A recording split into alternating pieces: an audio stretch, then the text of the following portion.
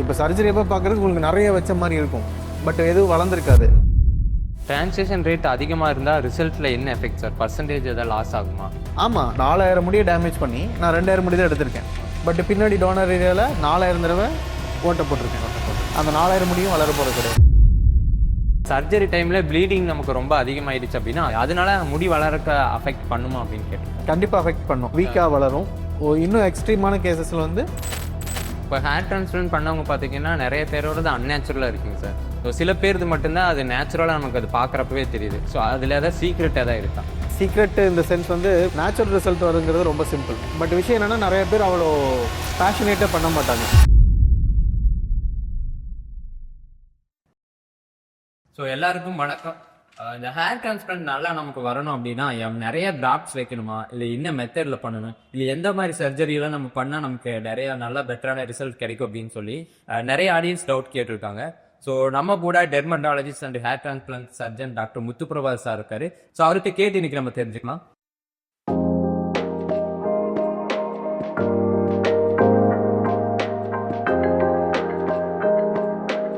Sir, இந்த hair transplant சக்ஸஸ்ன்னு சொன்னால் craft count மட்டும் போதுமா சார்? கிராஃப்ட் கவுண்ட்டும் ஒன் ஆஃப் த அந்த ஈக்குவேஷனில் சக்ஸஸாக இருக்கான ஈக்குவேஷனில் கிராஃப்ட் கவுண்ட்டும் ஒரு இம்பார்ட்டண்ட்டான ஒரு பார்ட். ஓகே, அது மட்டும் பத்தாது. ஓகே, பட் அதுவும் ஒரு இம்பார்ட்டண்ட்டான இது. ஓகேங்களா? ஓகே. எந்த மாதிரி சர்ஜரி பண்ணால் நல்ல ரிசல்ட் கிடைக்கும், அந்த மாதிரி எதாவது இருக்கா? அந்த ஹேர் நமக்கு நல்லா வளரணும் அப்படின்னு உங்களுக்கு ஹேர் டிரான்ஸ்பிளான்ட் ரிசல்ட்ஸ் நல்லா வருது வந்து 3 விஷயத்தை பொறுத்து இருக்கு. ஃபர்ஸ்ட் பேசிக்காக டிரான்ஸ்பிளான்ட் என்ன பண்ணுறோம், பின்னாடி இருக்கிற முடி எடுத்து முன்னாடி வைக்கிறோம். ஓகேங்களா?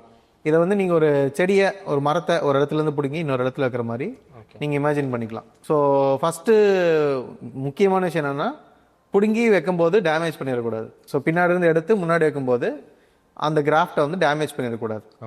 ஓகேங்களா? அது வந்து சொல்ல ஈஸியாக இருக்கும், பட் பண்ணுறது வந்து கொஞ்சம் கஷ்டம். ஏன்னா நம்ம பின்னாடி இருந்து எடுக்கும்போது ஷார்ப்பான இன்ஸ்ட்ருமெண்ட்ஸ் வச்சு கட் பண்ணி எடுக்கிறோம். ஸோ அதனால தான் அது தோலை கட் பண்ணிட்டு போயிட்டு பஞ்ச் பண்ணி உங்களுக்கு ஸ்கின்னை எடுத்து தருது. ஸோ வந்து அந்த இன்ஸ்ட்ருமெண்ட்ஸ் அது நம்ம கிராஃப்டையும் டேமேஜ் பண்ணலாம் இல்லையா? அவ்வளோ ஷார்ப்பாக இருக்கிற இன்ஸ்ட்ருமெண்ட்ஸ் வந்து நம்ம முடியையும் டேமேஜ் பண்ணலாம் இல்லையா?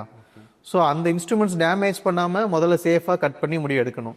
எடுத்து பத்திரமா ஸ்டோர் பண்ணி வச்சுட்டு திரும்ப ப்ராப்பராக இம்ப்ளான்ட் பண்ணும்போது ரொம்ப நசுக்கி அதை ரொம்ப மேனிப்புலேட் பண்ணி அழுத்தி கசக்கி அப்படிலாம் பண்ணாமல் ஸ்மூத்தாக எந்த ஒரு டேமேஜ் இல்லாமல் கிராஃப்டை பழையபடி இம்ப்ளான்ட் பண்ணி வைக்கணும். ஓகே. ஸோ அந்த முடி நம்ம எப்படி எடுக்கிறோமோ அதே மாதிரி அப்படியே எடுத்து வச்சா மட்டும்தான் அந்த ஹேர் க்ரோத்துங்கிறது இருக்கும். ஆமாம். ஸோ அந்த உடம்புலேருந்து எடுத்து திரும்ப வைக்கிற அந்த ஃபுல் டைமுமே அந்த கிராஃப்ட் வந்து ஒரு பேபி மாதிரி ஹேண்டில் பண்ணணும். ரொம்ப ஜென்டிலாக ஹேண்டில் பண்ணி ப்ராப்பராக திரும்ப இம்ப்ளான்ட் பண்ணலாம். குழந்தை மாதிரி தான் அந்த ஒரு கிராஃப்ட். ஆமாம், ரொம்ப ப்ராப்பராக ஹேண்டில் பண்ணலன்னா அதில் டேமேஜ் ஆகிடும். இப்போ சர்ஜரி எப்போ பார்க்குறதுக்கு உங்களுக்கு நிறைய வச்ச மாதிரி இருக்கும், பட் எதுவும் வளர்ந்துருக்காது. என்ன ரீசன்? அதான் இறந்ததெல்லாம் டெட்டான ஒரு கிராஃப்ட் எடுத்து வச்சிருப்பாங்க. டேமேஜ் ஆகாமல் ப்ராப்பராக எடுத்து வச்சா தான் அந்த கிராஃப்ட் வந்து நமக்கு ஃபுல் டென்சிட்டியில் நல்லா வளரும். டேமேஜ் ஆகி இறந்து போன கிராஃப்ட் எடுத்து வச்சா, இப்போ ஒரு மீன் இருக்கு, எடுத்து தரையில் வச்சுட்டோம், அது இறந்துருது, திரும்ப தண்ணியில் போட்டால் மீன் இருக்கிற மாதிரி தான் இருக்கும், அதே மாதிரி ஷைனியாக இருக்கும், நல்லா இருக்கிற மாதிரி இருக்கும். பட் அந்த மீன் செத்த மீன் இல்லையா? அதே மாதிரி தான் கிராஃப்ட் டேமேஜ் பண்ணாமல் எடுத்து ஃப்ரண்ட்ல வச்சா தான் வளரும். இல்லாட்டி பார்வைக்கு நிறைய கிராஃப்ட் வச்ச மாதிரி இருக்கும். இல்லாட்டி வந்துட்டு பார்த்தீங்கன்னா நம்ம கொஞ்ச நாள் கழிச்சு பார்த்தா ரிசல்ட் வராது. ஓகே. அப்போ நம்ம அந்த எடுக்கிற முடிக்கு இவ்வளோ நேரம் டைம்குள்ளே நம்ம இந்த டைம் பீரியட்குள்ளே நம்ம மறுபடியும் பண்ணணும் அப்படிங்கிறது ஏதாவது இருக்கா? டைம் பீரியட் இருக்கா சார்? ஆமாம், அது வந்து out of the body time சொல்லுவோம். அதாவது கிராஃப்ட் உடம்பை விட்டு எவ்வளோ நேரம் வெளியே இருக்கு அப்படின்னு சொல்லிட்டு. யூஸ்வலாக அலோடு வந்து ஒரு 4 to 6 hours வந்து உடம்பு விட்டு வெளியில் இருக்கலாம் மேக்ஸிமம். 6 hours தாண்டி வெளியில் இருக்குன்னா வந்துட்டு கிராஃப்ட் வந்து கொஞ்சம் இறந்துட்டு போகும். ஆமாம். Okay, okay sir. ஸோ இந்த டிரான்சாக்ஷன் ரேட்னு சொல்கிற டேர்ம் என்ன மீனிங் சார்? கட் டேமேஜா இதுக்கு பேர்? கொஞ்சம் இன்டெப்த்தான கொஸ்டின் நீங்கள் கேட்குறது. ஸோ டிரான்சாக்ஷன் ரேட்னு ஒன்றும் இல்லை, இப்போ நான் சொல்லிட்டு இருந்தது தான். ஓகேங்களா? இப்போ பின்னாடி வந்து நான் 2000 கிராஃப்ட் எடுக்கிறேன், டோனர்லேருந்து 2000 கிராஃப்ட் எடுக்கிறேன். ஓகே. 2000 கிராஃப்ட் எடுக்கலான்னு சொல்லி மைண்டில் ஃபிக்ஸ் பண்ணிவிட்டு 2000 தடவை பஞ்ச் பண்ணுறேன். ஓகே. ஆனால் நான் எடுக்கும்போது 1000 கிராஃப்ட் தான் வருது, 1000 கிராஃப்ட் வரல. அப்போ அந்த 1000 கிராஃப்ட் கட் ஆயிடுச்சு. ஸோ நான் 2000 பிளான் பண்ணேன், ஆனால் 1000 தான் எடுத்தேன், 1000 கட் ஆயிடுச்சு. இதை தான் டிரான்சாக்ஷன் ரேட்டுங்கிறோம். இப்போ நான் சொன்ன எக்ஸாம்பிளில் வந்துட்டு 50% டிரான்சாக்ஷன் ரேட்டு. நான் எடுக்கணும்னு ட்ரை பண்ணதில்ல, 50% நான் எடுக்கல. ஸோ எக்ஸ்பீரியன்ஸ் அதிகமாக டாக்டர் ஸ்கில் அதிகமாக பார்த்தீங்கன்னா வந்துட்டு அந்த டிரான்சாக்ஷன் ரேட் குறையும். ஒரு நல்ல சென்டரில் பார்த்தீங்கன்னா அப் டு 95% வந்து இருக்கும். ஒரு 5% தான் டிரான்சாக்ஷன் இருக்கும், 95% வந்து டிரான்சாக்ஷன் ஆகாமல் கட் பண்ணாமல் எடுத்துருவாங்க. சரி, ஓகே. ஆமாம். டிரான்சாக்ஷன் ரேட் அதிகமாக இருந்தால் ரிசல்ட்டில் என்ன எஃபெக்ட் சார்? பர்சன்டேஜ் எதாவது லாஸ் ஆகுமா அதனால? இப்போ நான் வந்து 2000 கிராஃப்ட் எடுக்கலான்னு பிளான் பண்ணியிருக்கேன். ஓகே. பஞ்ச் பண்ணிட்டு பார்த்தா 1000 எடுத்திருக்கேன். அப்போ எனக்கு 1000 பத்தல. அப்போ திரும்ப இன்னொரு 2000 தடவை பஞ்ச் பண்ணுவேன். ஓகேங்களா? அப்படி பண்ணும்போது பண்ணிட்டு திரும்ப ஒரு 1000 எடுப்பேன். இப்போ கடைசியில் கையில் நான் எதிர்பார்த்த மாதிரி 2000 கிராஃப்ட் வந்துருச்சு. பட் பின்னாடி டோனர் ஏரியாவில் 4000 தடவை ஓட்ட போட்டிருக்கேன். அந்த 4000 முடியும் வளர போகிறது கிடையாது. அந்த 4000 முடியுமே சம்பவம் வந்து ரூட் டேமேஜ் பண்ணியிருப்பீங்க. ஸோ 4000 முடியை டேமேஜ் பண்ணி நான் 2000 முடி தான் எடுத்திருக்கேன். ஸோ 2000 முடி வச்சு எவ்வளோ இடம் கவர் பண்ண முடியும்? ஜஸ்ட் ஃப்ரண்ட்ல மட்டும்தான் கவர் பண்ண முடியும். நாளைக்கு எங்கேயாவது வழுக்கி அடிச்சு செகண்ட் சர்ஜரி பண்ணுங்க அப்படின்ட்டு போனால் டோனர் ஏரியாவில் எதுவுமே இருக்காது. ஸோ டிரான்சாக்ஷன் ரேட் கம்மியாக இல்லைன்னா உங்களுக்கு டோனர் ஏரியா ரொம்ப அதிகமாக டேமேஜ் ஆகும். 2000 கிராஃப்ட் இருக்கிறதுக்கு 4000 முடியை டேமேஜ் பண்ணுவாங்க. ஸோ ஃபியூச்சரில் உங்களுக்கு மேற்கொண்டு வழுக்கி ஆகும் போது சர்ஜரி பண்ணுறதுக்கு கிராஃப்ட் இருக்காது. கிராஃப்ட் எடுக்க முடியாதாங்க மறுபடியும். ஆமாம், அது ஃபர்ஸ்ட் பிரச்சனை. ரெண்டாவது பிரச்சனை, ஒவ்வொரு கிராஃப்டையுமே நீங்கள் உத்து பார்த்தீங்கன்னா கூட இப்போ ஒரு கிராஃப்ட் வந்து தனியாக இருக்காது. ஒரு கிராஃப்ட்டுங்கிறது ஒரு ஹேர் கிடையாது. ஒரு கிராஃப்டில் 2 ஹேர் இருக்கலாம், 3 ஹேர் இருக்கலாம், சம்டைம்ஸ் 4 ஹேர் கூட இருக்கும். இப்போ நீங்கள் எடுக்கும்போது அந்த 3 ஹேர்னா 3 ஹேருமே கட் பண்ணாமல் எடுக்கணும். அப்போ தான் வால்யூம் நிறையா வரும். இப்போ பேருக்கு 2000 கிராஃப்ட் வச்சிருவாங்க. பட் 2000 கிராஃப்ட்லையும் பார்த்தா ஒவ்வொரு ஹேராக இருக்கும். அப்போ ஒரு டோட்டலாக கவுண்ட் பார்த்தீங்கன்னா 2000 ஹேர் தான் வச்சிருப்பாங்க. அதே வந்து ஹேர் கணக்கு இப்போ கட் பண்ணாமல் எடுக்கிறோன்னா ஒவ்வொன்றிலையும் 3 ஹேர் இருக்குன்னு வச்சுக்கோங்க. அதே 2000 கிராஃப்ட் இன்னொரு டாக்டர் வச்சிருப்பாங்க. ஆனால் அதில் 6000 முடி இருக்கும். 6000 முடி இருக்கும். 3 மடங்கு அதிகமாக இருக்கும். ரெண்டுமே 2000 கிராஃப்ட் தான். பட் இதில் 3 மடங்கு கம்மியாக ரிசல்ட்ஸ் இருக்கும், அதில் 3 மடங்கு அதிகமாக ரிசல்ட்ஸ் இருக்கும். ஸோ கட் ஆகும்போது கிராஃப்டில் பாதி கட் ஆயிடுச்சுனாலும் கவுண்ட் கம்மியாயிடும். அது போக பின்னாடியும் ரொம்ப டேமேஜ் ஆகும். ஸோ இதுதான் அந்த டிரான்சாக்ஷன் ரேட்டோட இம்பார்ட்டன்ஸ். ஸோ இந்த ஹேர் டிரான்ஸ்பிளான்ட் பண்ணப்போ அந்த ஒரு பஞ்சுன்னு சொல்கிறாங்க, இவ்வளோ எம்எம் தான் அது இருக்கணும், இவ்வளோ எம்எம்ல பண்ணால் தான் நமக்கு இவ்வளோ முடி வளரும், இவ்வளோ எம்எம்ல பண்ணால் நமக்கு வளராது அப்படின்னு எதேதோ சொல்கிறாங்க சார். ஸோ அதை பற்றி என்ன சார்? பஞ்சுன்னு ஒன்றும் இல்லை. பின்னாடி வந்து நம்ம முடியை ஓட்ட போட்டு எடுக்கிறோம் இல்லைங்களா, பஞ்ச் பண்ணி எடுக்கிறோம் இல்லையா, அதுக்கு யூஸ் பண்ணுற இன்ஸ்ட்ருமெண்ட்ஸ் பேர் தான் FUE பஞ்சஸ்ன்னு சொல்லுவோம். அதில் மல்டிபிள் சைஸஸ் இருக்கும். அந்த 0.7 இருக்கும், 0.8 இருக்கும், 1 mm இருக்கும். அதோட சைஸ் வந்து மல்டிபிள் சைஸ் இருக்கும். ஓகே. பேசிக்காக சைஸ் பெருசாக பின்னாடி காயமும் பெருசாகும், தழும்பு பெருசாக இருக்கும். ஸோ நாளைக்கு வந்து நீங்கள் கொஞ்சம் ஷார்ட்டாக கட் பண்ணிங்கன்னா கூட பின்னாடிலாம் கிராஃப்ட் எடுத்து தெரியும். ஓகே. அப்போ நம்ம ஒரு முடி எடுக்கிறதுக்கே இவ்வளோ பஞ்சஸ் இருக்காது. இந்த பஞ்சஸில் தான் இந்த முடி எடுக்கணும் அப்படிங்கிறது இருக்கா சார்? அப்படி இருக்கு. பட் வந்து ஒவ்வொரு முடிக்குன்னு நம்ம மாற்றிட்டே இருக்க முடியாது. பேஷண்ட்டுக்கு பேஷண்ட் மாறும். இப்போ ஒருத்தருக்கு வந்து முடி நல்லா திக்காக இருக்குன்னா கொஞ்சம் பெரிய சைஸ் பஞ்ச் வச்சு தான் எடுக்க முடியும். சின்ன சைஸ் பஞ்ச் வச்சு எடுத்தோம்னா கட் ஆகிடும். ஏன்னா அவர் முடி பெருசாக இருக்கு, எடுக்கிற இன்ஸ்ட்ருமெண்ட் சின்னதாக இருந்தால் கட் ஆகிடும், டிரான்சாக்ஷன் அதிகமாகிடும். ஒரு சிலருக்கு முடியே தின்னதாக இருக்கும். அப்போ வந்து அவருக்கு சின்ன சைஸ் பஞ்ச் வச்சு எடுத்தா போதும்.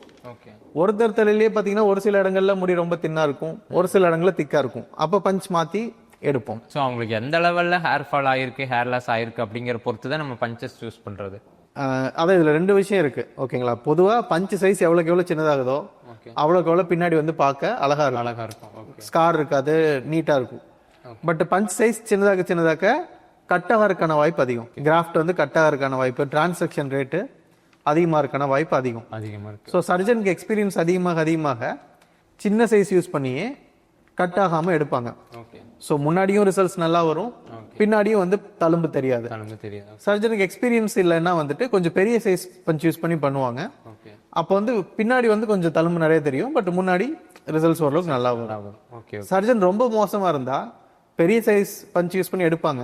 அப்படி எடுத்துமே கிராஃப்ட் கட் ஆகும்.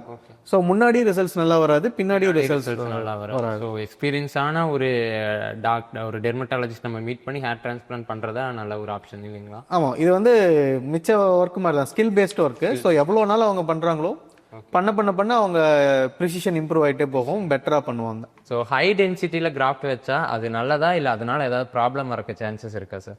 ஸோ அதாவது ஒரு சில இப்போ வெரி ஹை டென்சிட்டின்னு சொல்கிறாங்க, நல்லா டென்ஸ் பேக்கிங்கு, ஒரு சின்ன ஏரியாலே 2000 கிராஃப்ட் 3000 கிராஃப்ட் வைக்கிறேன் அந்த மாதிரி சொல்கிறாங்க. ஸோ அப்படி பண்ணலாமான்னு கேட்டால் பண்ணலாம், தப்பெல்லாம் கிடையாது. பட் அது என்னன்னா அது எல்லாருனாலையும் பண்ண முடியாது. ஓகேங்களா? அது வந்து ஒரு ப்ராப்பரான ஸ்கில் இல்லாமல் நீங்கள் பண்ணீங்கன்னா ஸ்கேல்ப்பை டேமேஜ் பண்ணுற மாதிரி ஆகி போயிடும். ஒரு எக்ஸாம்பிளுக்கு உங்களுக்கு சொல்லணும்னா, இப்போ ஒரு சென்டிமீட்டர் ஸ்கொயர் ஏரியா இருக்கு. ஒரு சென்டிமீட்டர் ஸ்கொயர் ஏரியாவில் நம்ம 20 ஹேர் வைக்கிறோம்னு வச்சுக்கோங்க. அப்போ அந்த 20 ஹேருக்கும் ஒரு பிளட் சப்ளை போகும். இப்போ அதே இடத்துல 50 ஹேர் வைக்கிறீங்கன்னு வச்சுக்கோங்க. அப்போ இவ்வளோ நாள் 20 ஹேருக்கு போயிட்டு இருந்தது, இப்போ 50 ஹேருக்கு ஸ்பிளிட் ஆகும். ஸோ எல்லா ஹேருக்கும் போகிற பிளட் சர்க்குலேஷன் வந்து குறைஞ்சிரும். அப்போ உங்களுக்கு என்ன ஆகும், நிறைய டென்சிட்டி வச்சுமே கூட ப்ராப்பர் பிளட் சர்க்குலேஷன் கிடைக்காதனால கிராஃப்ட் தின்னா வளர ஆரம்பிச்சிடும். ஸோ ஒரு லெவலுக்கு மேலே ஹை டென்சிட்டி போனீங்கனாலும் பிளட் சர்க்குலேஷன் கிடைக்கலன்னா ஒரு சில கிராஃப்ட் வளராது, இல்லைன்னா வீக்காக வளரும். எதிர்பார்த்த டென்சிட்டி கிடைக்காது. ஸோ அதுக்கு ஒரு லிமிட் இருக்கு. ஒரு சென்டிமீட்டர் ஸ்கொயருக்கு யூஸ்வலா வந்து ஒரு 40 to 50 கிராஃப்ட்ஸ் வரைக்கும் போகலாம். அது பெருசா பிளட் சர்க்குலேஷன் காம்ப்ரமைஸ் ஆகாது, கிராஃப்ட் நல்லா வளரும். அதை தாண்டி ஹை டென்சிட்டி போறோம் 60 70 அப்படிலாம் போறோம்னா வந்துட்டு நம்ம எதிர்பார்த்த மாதிரி வளராது, வீக்கா இருக்கும், இந்த மாதிரி ஆயிடும். ஏன்னா உங்களுக்கு அந்த ரிசோர்ஸஸ் ஒன்று தான், டிஸ்ட்ரிபியூஷன் அதிகமாகுது. நிறைய கிராஃப்ட்ஸ்க்கு வந்து அதுக்கு போட்டி போட்டுக்கிறதுனால, அந்த பிளட் சர்க்குலேஷன் போட்டி போட்டுக்கிறதுனால வீக்கான கிராஃப்ட் வந்து ஒரு சிலது வர ஆரம்பிச்சிடும். சர்ஜரி டைம்ல ப்ளீடிங் நமக்கு ரொம்ப அதிகமாயிடுச்சு அப்படின்னா அதனால நமக்கு அந்த ஹேர் அதனால முடி வளர்க்க அஃபெக்ட் பண்ணுமா அப்படின்னு கேட்டு.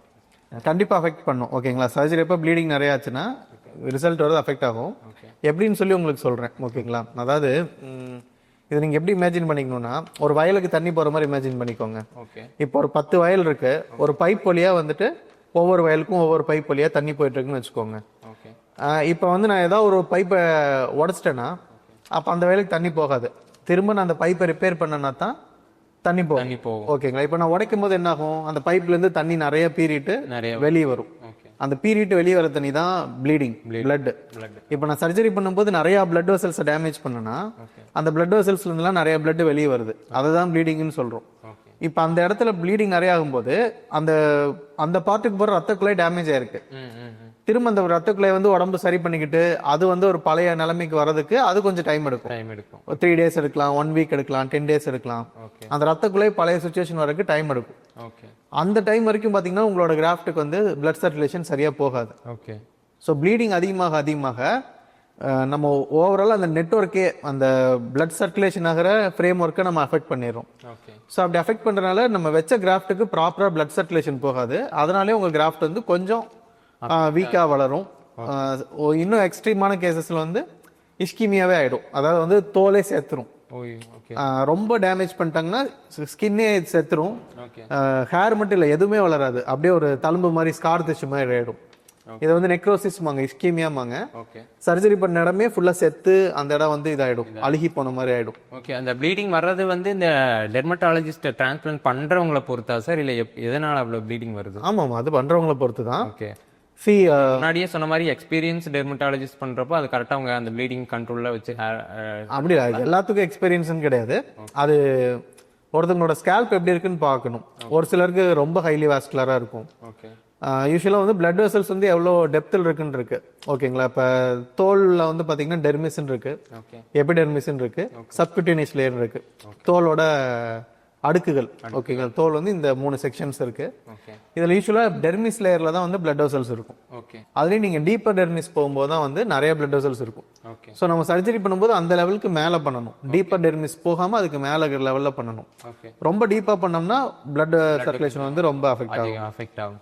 ஸோ அந்த டெப்த் ஒரு பேஷண்ட்டுக்கும் மாறும். ஸோ அவங்களுக்கு என்ன டெப்த்ல பண்ணலாம் அதெல்லாம் ப்ளீடிங் அசஸ் பண்ணிட்டு பண்ணும்போது சேஃபா இருக்கும். இல்லாட்டி சைடு எஃபெக்ட்ஸ் கொஞ்சம் வரும். Okay sir. ஸோ இப்போ ஹேர் டிரான்ஸ்பிளான்ட் பண்ணவங்க பார்த்தீங்கன்னா நிறைய பேரோட அன்நேச்சுரலாக இருக்குங்க சார். ஸோ சில பேருக்கு மட்டும்தான் அது நேச்சுரலாக நமக்கு அது பார்க்குறப்பவே தெரியுது. ஸோ அதில் ஏதாவது சீக்ரெட் ஏதாவது இருக்கா?